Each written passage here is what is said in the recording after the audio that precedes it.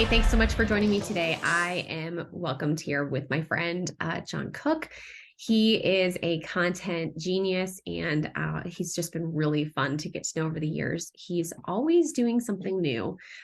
He does not sit back on his laurels in his business. He is always looking for the next way to provide value for people and to help people get to the next level. So, John, thanks so much for coming on today, sharing your wisdom, sharing about Keynote content and all you've got going on there. Absolutely. Hey, thanks for the invite, Valerie. I wind my mind back, a couple months ago, and you're like, "Hey, love to be able to have a conversation." Like, yeah, absolutely. And now we're able to finally have this conversation, and especially with how things shift and change the world, I'm excited to see kind of what we talk about next. Yeah, well, yeah, I mean it's kind of funny too because we live about 20 minutes away from each other. Took us months to just get on a Zoom call together, but we're both moving and shaking, I guess. So, John, why don't you give people a little bit of an overview of what you guys do at Keynote Content and how you got into doing this in the first place? Because you did not start off as someone in the marketing space originally. No, You've no, taken a few twists and turns to get here. yeah. So I was in the nonprofit space for about 7 years, and my background is therapeutic care and counseling, undergraduate and graduate work. And so middle school and high school students and in a variety of different settings and situations. And while I was working on that, I was also developing writing on the side, and just something I'd started to do through college. Started a blog, a Zanga blog, if you remember those days of Zanga. And me and my dorm room going like, I "Hey, I'm haven't going heard to that post word in a this." long time. That's Yeah, awesome. exactly. It's like put there right there with your Juno email address. Oh my word. I know. Yeah. Yes. Yes. So it's just something I want to develop, something I wanted to put together and say I want to help tell stories that I think are interesting. And that was continuing to develop while I was in the nonprofit work. And at the same time, after about 5, 6 years, I was kind of getting this calling, this leading to say, let's pursue this more full time. What would it look like to pursue writing full time and telling other people's stories and help them figure out how to tell stories that can change the world? And that led me into starting what's now Keynote Content. And we work exclusively with coaches and consultants, more specifically in the financial advisory space, people who are advisors, CPAs, BFAs, CFPs in the, I call it the alphabet soup crowd. You have like this, financial advisors, and you have this alphabet soup behind your name. That's our crowd. And we help you figure out how to talk about what you do in a clear, comfortable way, like a human, Yeah. and then be able to connect with people that you can help. I mean, that's a pretty complex space as far as subject matter goes. So the fact that there's somebody like that or like you that helps kind of distill that down into something that's digestible for the average person. I mean, my husband used to be a financial advisor, and I still don't understand all of the ins and outs when we're talking to our own CPA and our own CFP, our own planners. So it's something that even people of all education levels and backgrounds really need it simplified. So I love that you're doing that. Yeah. Well, Have you found that to be a challenge with the folks in this industry of kind of getting out of their headspace that's so technical and kind of specialized? They really do speak a different language. it is a lot like a different language. What I found is there's this, you're familiar with we've talked before about the blue ocean, red ocean concepts, like whereas a heavily uh, crowded area, more of a red ocean, the blue ocean is like, hey, there seems to be a lot of opportunity. The opportunity that I'm seeing is that in a heavily regulated space, like the financial advisory space, Yeah. the investment portfolios, investment management, retirement planning, that there's this absolute need for a fresh take on what does money actually mean for your future as an investor. What are the real questions that you're asking?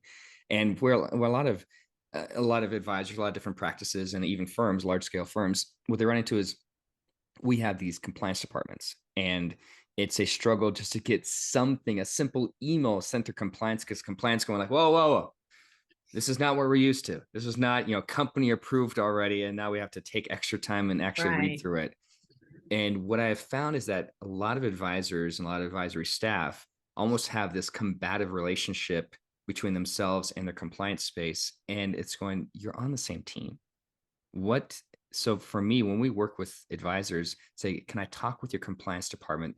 They're some of the first people I want to talk with, because they're wanting Yeah. to make a difference too. For Yeah. many people in the compliance department, I want to make sure that we're putting out something that's fresh and exciting, can help grow our business and, grow my impact, grow my income, whatever it might be. Right. But I'm so tired. And what the compliance department I'm seeing consistently from three national, nationwide size of compliance departments, different people have told me, John, we're just looking for something different because it's the same boilerplate content that's been approved. An advisor puts their logo on it and nobody reads it because it's not remarkable. Yeah. I just wish for something fresh. Yeah. That's the excitement. That's the opportunity for me, is finding out how we give your take on the whole advisory experience in a way that is a win and actually sounds remarkably different, Yeah. with your compliance department's blessing and approval. Yeah. The fresh take, I think, is important because you're right. It is very Yeah. stale. People like to stay safe. They don't like to rock the boat there. So, Yeah. um, yeah, that's cool. So I'm curious how you've seen things evolve over the last few years in your space on the copy side and just the messaging standpoint, after going through the pandemic, kind of this great resignation phase where Mhm. people were kind of, shaking things up all over the place, Mhm. staffing wise, and companies felt like they didn't, they just felt like they were kind of hanging on for dear life. Mhm. um and now people feeling like, oh gosh, things are changing yet again. So Mhm. I'm curious, like, how have you innovated and how are you seeing your clients innovate, maybe with your help, or maybe it's just something you're seeing happening in them, but I'm curious what you're seeing as far as how things are evolving. Sure thing. So I was just in San Diego a couple weeks ago for a client event. I have about 160 to 180 financial advisors in the room. Some of the top Nice. financial advisors in the United States came together. Well-known organization, and consistently, as I was talking with different advisors, saying, "What have you seen that's changed?" Because for me, I don't want to just be the one that's thinking I know or coming up with these ideas or opinions Sure. in a vacuum. But consistently, what I was hearing from advisors, they're saying there's a lot more there's more willingness to change advisors. There's more willingness to bring on multiple advisors and almost divide up your investment into a couple under your total nest egg, as it were, dividing up between this advisor and another advisor, and maybe even a third Yeah. advisor, as almost like a hedging your bets about your financial future. And what that translates to me is more investors are saying, I don't know if I can really trust my advisor to give me the confidence and clarity I'm looking for, because Mm, so much has been disrupted over the last 2, 3 years that people are saying, I just want something to feel normal and to mm, know that I know we're headed in the right direction. So the conversations I'm mm, hearing, especially on the copy side of things, on the content side of things for advisors, is how do we imbue more of that trust for an investor to know this is the place where I need to be. It's not yeah. just, hey, not just a great emotional connection, a great relationship connection with the advisor, but Yeah. it's a combination of data and some anecdotal in a non-promissory way, but in Right. a here's what we found to be true for couples like you, or investors like you, or families like you, whatever it might be. Yeah. And combining all of that into this idea of there needs to be more work put in for advisors to build a deeper foundation of trust than there might have been in the past, Yeah. but is setting up this is the best time to go all in with your advisory practice Yeah. by far. Hmm. Is there anything you've done specifically in how you've marketed yourself and Keynote content in the last few years that you've shifted to as a result of kind of how user behavior and trends are changing all the time? Absolutely. For advisors, many advisors were used to the dinner party Hmm. situation. Hey, we're going to invite these 20, 30, 40 people. We're going to fill this room at this Olive Garden somewhere or whatever. We're going to give you, hey, here's a complimentary meal, and then we're going to tell you about our process or our work. And that was one that was consistently leaned into. Yeah. Of course, shutdowns, lockdowns, people can't do that. It actually opened up the conversation for more advisors to say, is that how we want to engage with people for the first time? Yeah. Is that really the best use? Because it's an outdated old model. And advisors to lean into the opportunity of saying, what do we actually want that conversation to look like with the Hmm. right people? Yeah. Is that something that we start before they even hop into a room with us? Into this 20 to 30 people at a dinner party. Is this even something that we need to wind back a further up the timeline and figure out what are the questions they're actually asking that we Hmm. want them to know about us, or what Yeah. we want them to know to be true before we even hop on a call? Yeah. Digital marketing, of course, side of things. But they're saying, how can we build trust faster before we ask them to make even that size of a commitment to even hop on a call with us? Yeah. People are far less willing to get in person for something like that because saying, oh, there's the convenience. Oh, I didn't have to do that. Right. Hmm. It's a Yeah. shift. It is a shift. There's definitely been a shift in how people want to engage, are willing to engage. I mean, even just myself, I'm like, I'm not willing to go into a grocery store on No, a regular basis. Not no. because I'm worried about germs right now, but because I can get it delivered to my front door. And that's Hmm. really great. Yeah, So yeah. there's just some user behaviors that have shifted as a result of what's happened in the world, new resources that are available now, Mhm. new shifts of like, I'm not willing to get in my car to drive to XYZ unless I know it's going to be worth my energy and effort and time, whereas I used to drive all over the place. I put so many more miles on my car than I do now. you know, um, the whole concept of like, could this be a Zoom meeting? Does this need to be in Mhm. person? Obviously, there's Mhm. value in the in person, but Yeah. yeah, there's definitely some user behavior that you know it just and also on the flip side, relationships, are they as deep Mhm. when they're just on Zoom, Yep. especially if it's somebody new?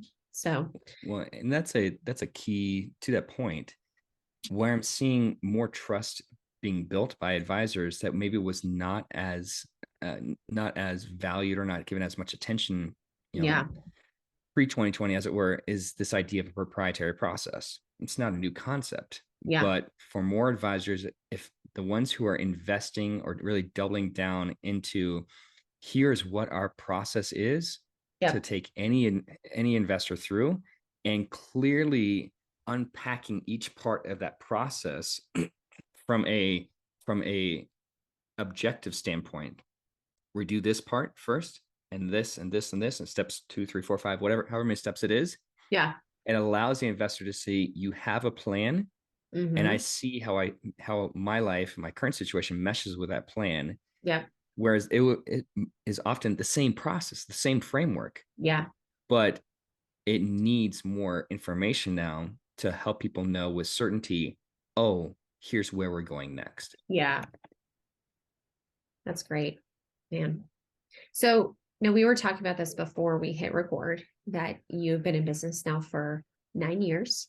9 year mark. Got my 9 year chip. Um, you've seen a lot happen over those 9 years. You've probably learned a lot. And so I'm curious, are there some things that you like advice you would have given yourself back when you first started out, now knowing what's gone on in these 9 years, just as a business owner, in marketing, how you would have positioned your own brand, like anything like that? What would you have told yourself? I would have told myself, well, if given the opportunity, saying, "Hey, let's do a kind of this Ghost to Christmas future, as it Yeah. were, into the here is this 9 year hall of glorious mistakes, John. Let's just do like a quick cursory look and know, like, hey, you're going to make a lot of mistakes, Yeah. but it's a call them glorious mistakes because that's where the wisdom comes from." Um, what I would tell myself is, don't try to do it all yourself. Yeah. Build a team faster. Yeah. Build and there's almost like a kind of a pithy saying, but there's a lot of truth to it where it's like if your business is about if relationships build your business, why isn't your business about relationships? Hmm. And I've heard it a couple times, and it's easy to be like, okay, that's cute. That's, that belongs on like a chicken soup for the soul type of thing. But I kind of went, the more I've leaned into relationships, Yeah. truly investing in relationships over the past 6 months, especially, it's Yeah. going, who do I need to be working with Yep. that has a profound skill set and track record? It's not just having strategic partnerships, but it's the faster that I can recognize this is not inside either my skill set Yeah. or my time set or my interest set, but it's a value set. If I can truly lean into, find out somebody who fits well inside that, the sooner I can hire them and trust them to fill that void Yeah. or bring their expertise into that set, the faster I can go that's off my radar. And it allows us to move so much faster than me trying, like, oh, I can figure this out. I think one of the traps is very popular to say, like, hey, everything is figure outable. It's like, yes, Yeah. but is it worth your time for you to figure it out? I think anybody who's tried to build their own website can Yeah. relate with what you just said. Yeah. Probably spent hours trying to figure out, how do I make XYZ do this simple thing? And it takes a web developer like 2 minutes to do, Exactly. So that's Yeah. awesome. Yeah. Yeah. It's the simple one is the lawn care. I've done lawn care, for my house, whatnot, for years. And then about 5 or 6 years ago, I said, stop this. It's not worth my time to do my lawn, because when I do my lawn, the edging doesn't quite look like a pro did it, or the mowing or the patches. Did so many patches. And so I'm like, you know what? I hired a pro and the patches are gone, and got a Hmm. recognition, best lawn on the block. Okay, great. And my weekend's back. That's awesome. Yeah. Yeah. I'm like looking at my lawn out my window. I'm like, how much do I need to employ that? Because I'm staring at all these pine needles that have fallen all over my yard. I'm like, I should really hire somebody to rake this up right now, because I don't have the time to. So yeah, there is just that knowledge of, when does it make sense to bring a resource in to do stuff for you. So Yeah, and yeah. I would say the trap I fall into, the mistake I have made more. I mean, I will gladly admit all the times I made it, is I can do this, Right. but should I do this, Mm, or should I yep. be the one doing this? Yes, it needs Right. to be done. Yes, it's great. Social media as an example. Yeah, I can post all sorts of things, but if I happen to know somebody that has social media publication that her team does, Yeah. oh wait, that's you. Oh, wait. Yeah, no, it's there's sometimes those things that feel very, very easy to hire for. For example, I had a snafu a few years ago with filing my quarterly taxes, trying to do it myself, feeling completely confused. And it got to the point where I was like, why am I doing this? Like, this Yeah. is a very clear thing that I should not be doing myself. So that felt like, yeah, that makes sense to hire. But sometimes it's like, well, no, I do know how to write my own copy, or I do know how to do a fair amount on my website. But like you just were saying, like, at what point am I spending too much time trying to do it? Mm-hmm. Because yeah, technically I can do it, but it might take me forever. It may not be as good. Like Mm-hmm. all of those different things. Um, when there are experts out there that you can hire to bring Yeah. in. So I love that's one of your insights, because it's that fine line of knowing at what point do you need to hire somebody. Yeah. And sometimes I feel like hindsight is the only, true teacher of, oh, I should have done this like 6 months earlier, after suffering through for months and months. So Yeah. uh, that's great. That's great. And congrats on 9 years, and Thank you. 9 years and counting. Yeah. So if you were to give people advice on their next marketing win, whether it's big or small, um, what would you tell people to go do in today's world, based on everything you've experienced with your own brand and with your clients? Consistently, I would say obsess over your ideal prospect has two parts. They have a mind, they have a heart. And Mm, if you market to only one of the two, you're missing out on a key part of who they are.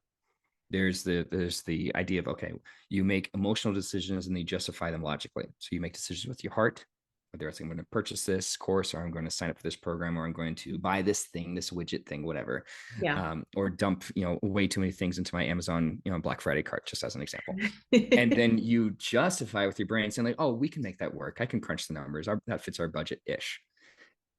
And in the same type of way, knowing my background, therapeutic care and counseling, I've worked with a variety of different people when it comes to figuring out empathy and how to actually walk with somebody to achieve what they truly want in life. What do you really want in life?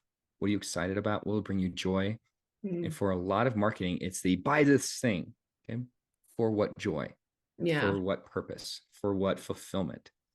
And over the last couple of years, I've been doing more studying and research and pursuing some actual classes, graduate studies in neuroscience, to understand here's how the human brain is wired for influence and impact, as in what is happening for neuropeptides, neurotransmitters, and inside different parts of your body that can connect with these cravings, these natural innate desires that you have from your emotions, and how they play well together. I call that neuroempathy, neuroscience and empathy.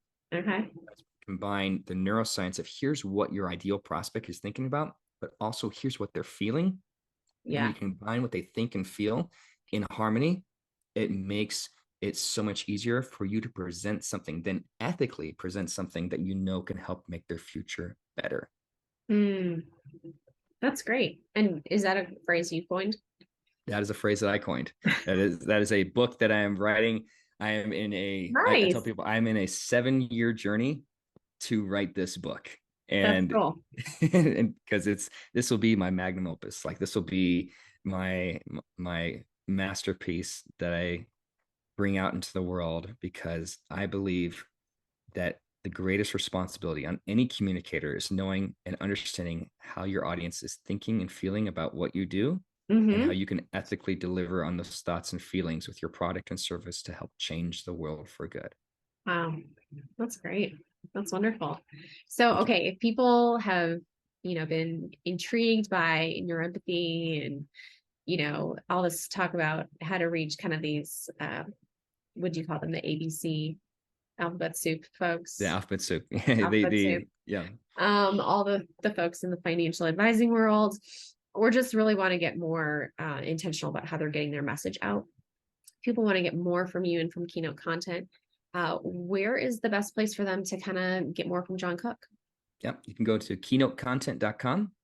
You can go on any social media platform, search John Cook, JONCOOK, Keynote Content, and you will find me. I'm on all platforms. I'm putting a lot of consistent content out on YouTube, and we have a new structure rolling out here in January to get new website put together, and a few different offerings I'm going to put out there specifically for advisors to take a great first step in the new year. That's great. Wonderful. Well, John, thanks so much for sharing all your amazing wisdom today, and for all of the things that I've learned from you over the years. I really appreciate our friendship and business relationship here. So I really appreciate you sharing and coming and sharing with all our listeners. Thank you for the invite, Valerie. And we'll make sure we'll get our families together and enjoy some good catch-up time soon. Awesome. If you liked what you just heard, please hit subscribe to make sure you don't miss any of our future episodes. And while you're at it, go ahead and leave us a review. That not only helps us out, but it helps others discover great interviews just like this one.